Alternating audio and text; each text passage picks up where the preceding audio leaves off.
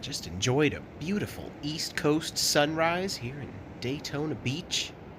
Got ourselves a hotel here on a Saturday evening. Gotta say, not a bad place to spend a Saturday night. There's a lot to do here. Bunch of bars, bunch of nightlife, going on late. Pretty good scene. Definitely had a good time. But all the same, day two, beginning pretty early, so got a lot on the agenda today. So got some hotel coffee brewing. Nothing too fancy, but hey, free cup of coffee. Something I'm going to take advantage of.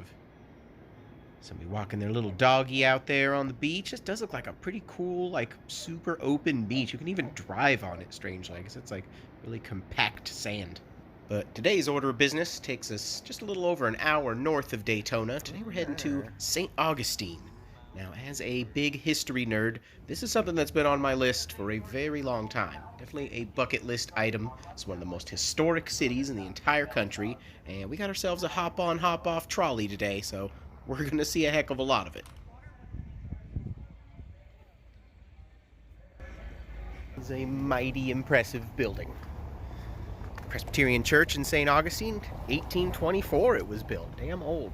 Just hopped off the hop-on, hop-off bus trolley tour, and it is a Sunday morning, so this might be like a, oh yeah, 11 a.m. worship. Here we go. I have to be awkwardly quiet for Jesus.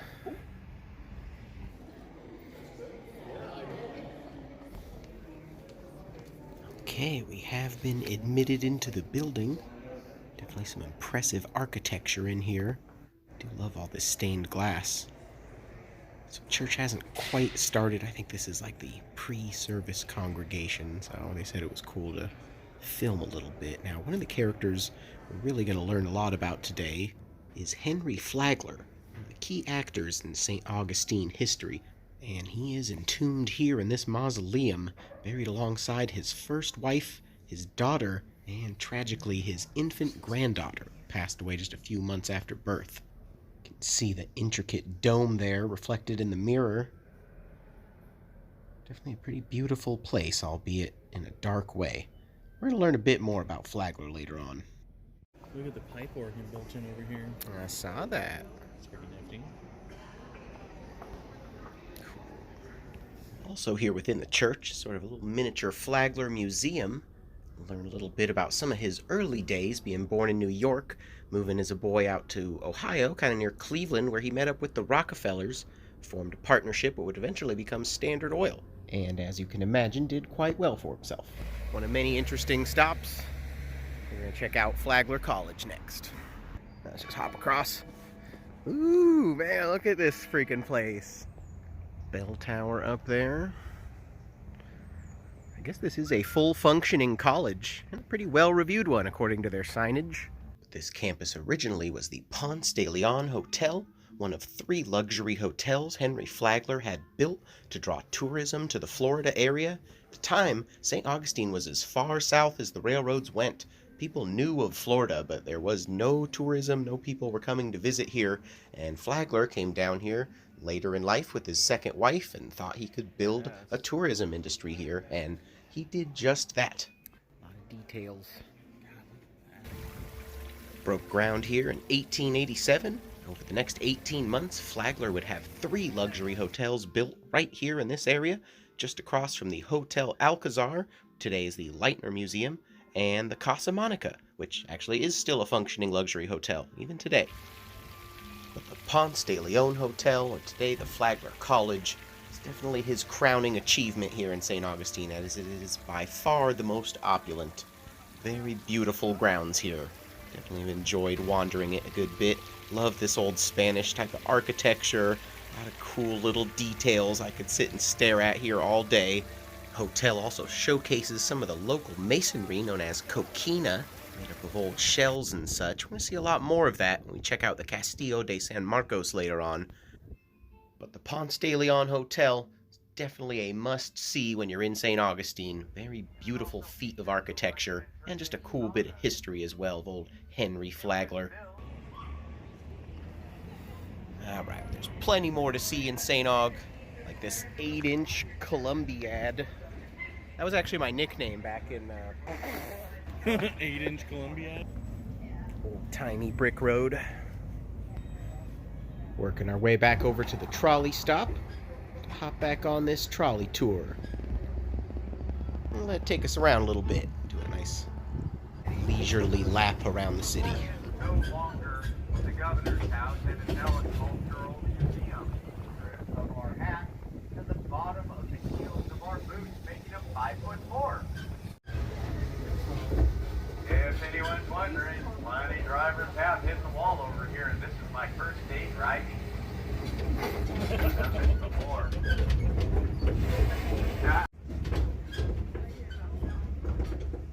Now we were under 5 flags throughout our long history here in St. Augustine.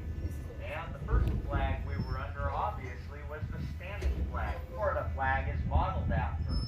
And then, after the 7-Year War, the Brits took over St. Augustine as part of a deal with Spain.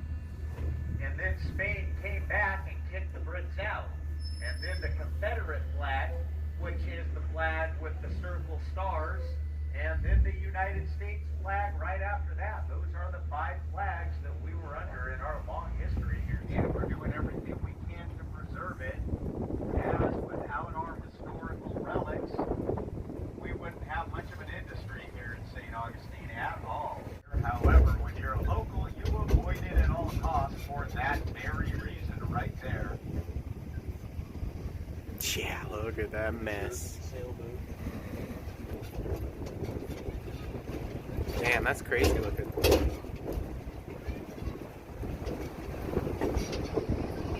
Been taken over and never will be taken over, probably. We have made it to the Castillo de San Marcos. It's going to be our stop here. Bit of an innocent introduction to this fort. Children roll down the hillside that troops would have marched up, likely to their deaths. In fact, almost certainly to their deaths, as in over 200 years of service, this fort was never taken down in battle. And even though today the fort offers a pretty nice view at one of the nicest fine dining establishments in town, the view would have looked awfully different when the fort was constructed all the way back in 1672, originally to repel pirates, which had burned down the previous 9 forts that stood in this location, all of which were wood.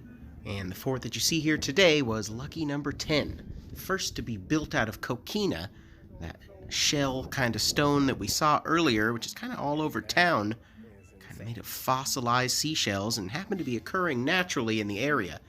They built these walls 33 feet high and up to about 12 feet thick, and withstood multiple sieges, mostly at the hands of the British and the French. As it turned out, this coquina was perfect at absorbing cannonballs, and the fort simply would not fall even after multiple invasions.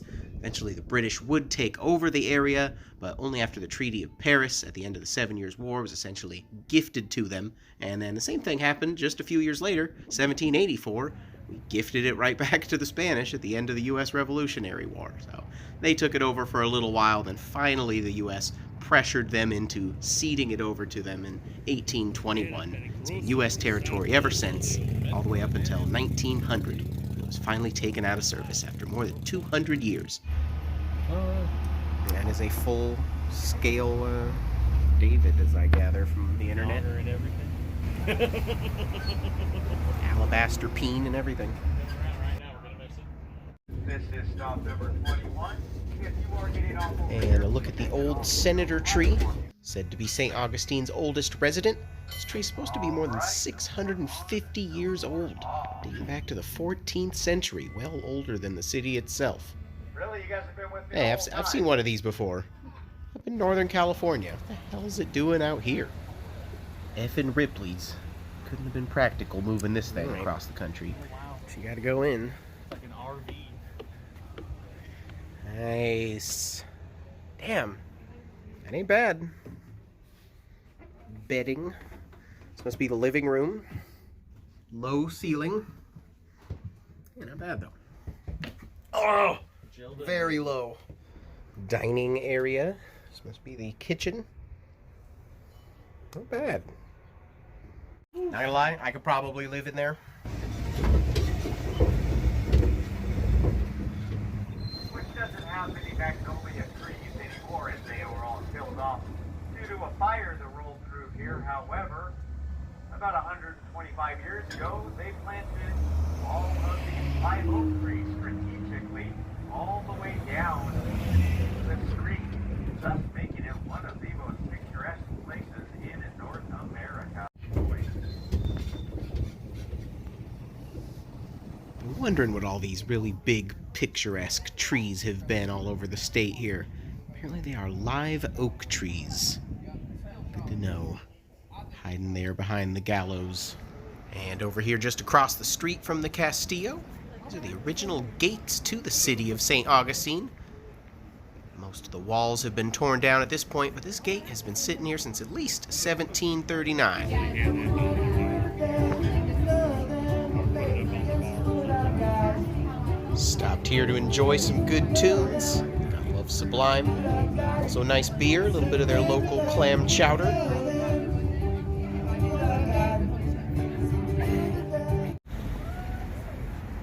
Nice. Made it over to historic Aviles Street.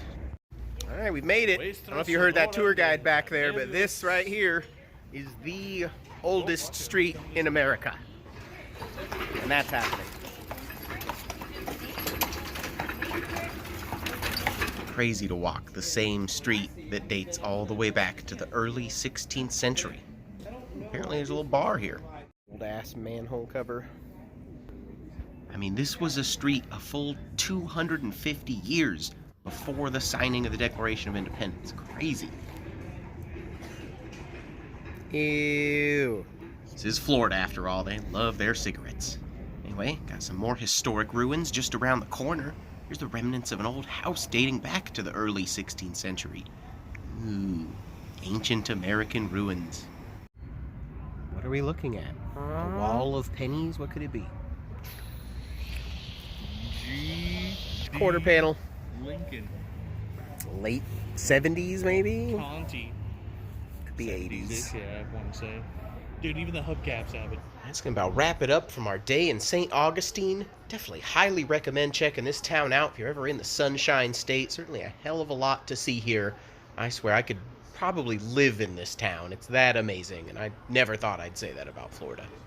Hopefully you guys enjoyed this tour as well. We will see you on the next one.